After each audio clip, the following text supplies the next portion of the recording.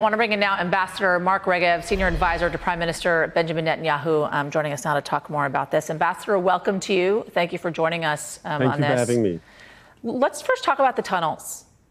How was Israel not aware of the extent, the breadth? I knew that you knew they were there, but the massiveness of these tunnels and what they could hold and where they went, only 10 minutes from the border. How did you not know? We did know. Maybe we didn't have all the details, but we did know, and we've been going in and we've been finding all this stuff and showing it to the world. And the most important thing, I think, to understand is, for years, Hamas was stealing from the people of Gaza, you know, the cement and the concrete and the iron that went into building these tunnels was supposed to be for the people of Gaza, to build housing, to build roads and so forth. And they stole this and other aid over years to investing millions that should have gone to the people of Gaza into their underground terror network. And that network we are now destroying. Ambassador, did Hamas use these tunnels during the attack on October 7th?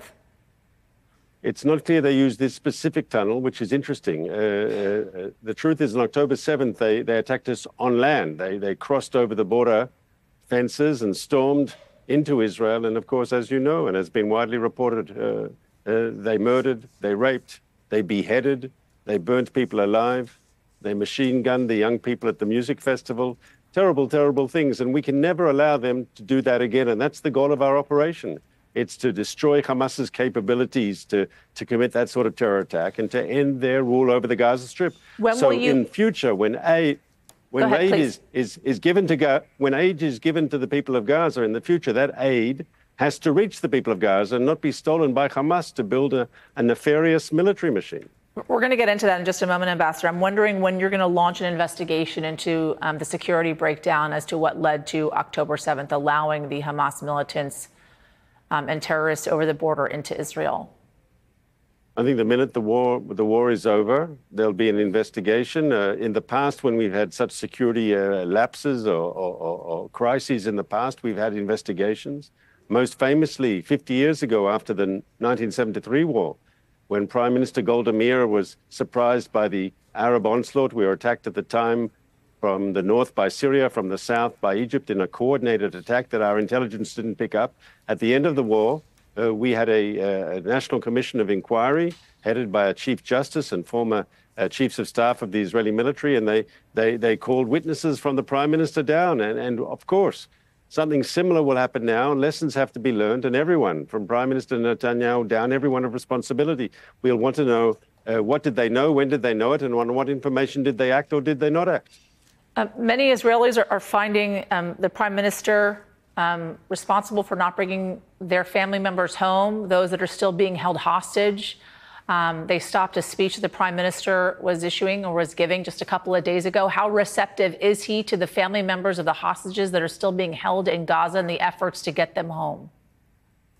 Very much so. He's been meeting with the families of hostages and offering them support.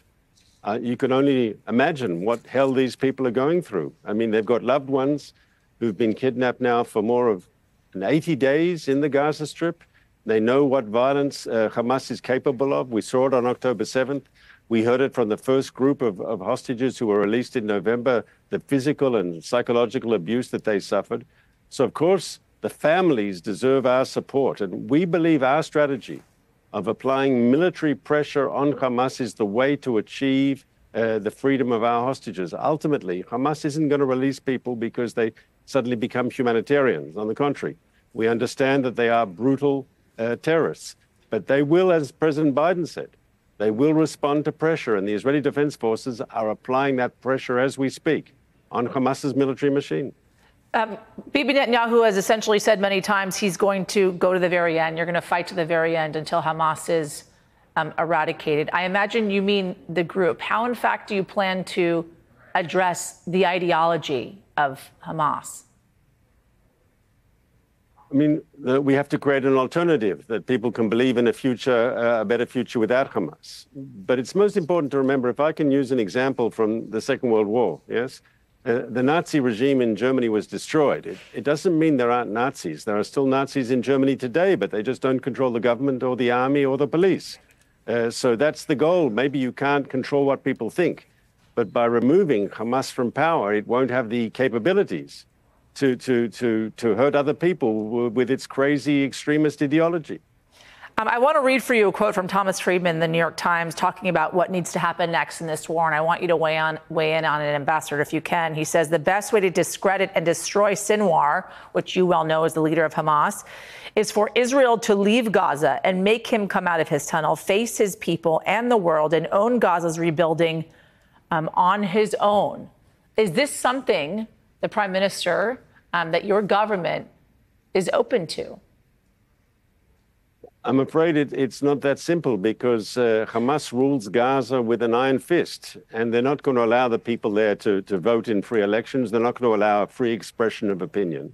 But I believe that once Hamas has been destroyed, and we will destroy it, I think you'll see the pent-up anger by the people of Gaza, who are angry with Hamas for starting this terrible war, for bringing about this crisis, for bringing about all the destruction and the tragedy in Gaza. They understand that it was Hamas that started this war. They understand that it was Hamas, by refusing to release more hostages, ended the ceasefire that was in until the end of November, the beginning of December.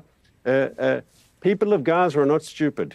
They know who is responsible for the violence that we're seeing.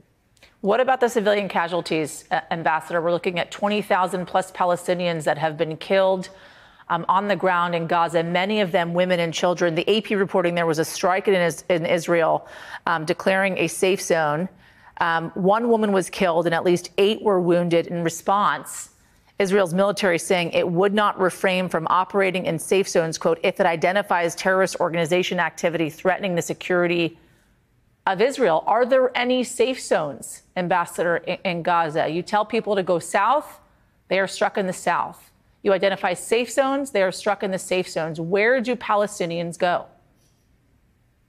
Yasmin, we've asked people to go to the safe zones where we don't expect there to be, heavy close quarter fighting, like we've seen in places like Sajia, like we've seen in places like Gaza City. But if Hamas is there, we will be very, very surgical. But the safer zones are definitely safer than staying in combat zones. And we urge people to go there. They are safer, definitely so. But if you ask me the larger question about civilian casualties, we don't want to see a single civilian casualty, not one. We're making a maximum effort to keep civilians. But you've seen 20,000, Ambassador, at this point, 20,000 plus civilian casualties in Gaza. I'm sure you've seen the images that the world has seen, these children that are dying in the arms of their parents in Gaza. At what point is it enough? Yasmin, if you don't mind, I'll politely correct you. Hamas says 20,000 people have been killed, and they want you to believe they're all civilians. Right? First of all, we presume that their number is exaggerated. And secondly, obviously, they're not all civilians, because you have to presume that Israel hasn't hit a single Hamas terrorist, which is, of course, ridiculous. Hamas makes no distinction. They put out these numbers, and it's as if, once again, they're all civilians. It's not true.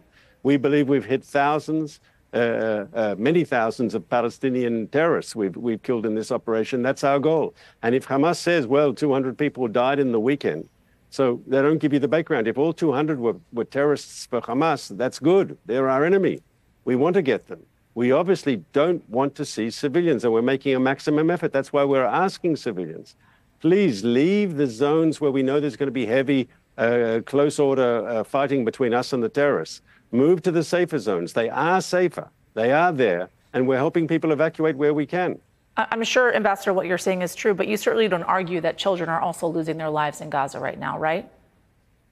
100%. And it's very, very sad, and it's tragic. And we don't want to see, as I say, any civilian, especially not children, being caught up in the crossfire.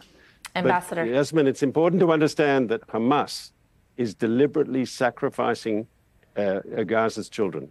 Their strategy of using human shields, it's not just Israel says so.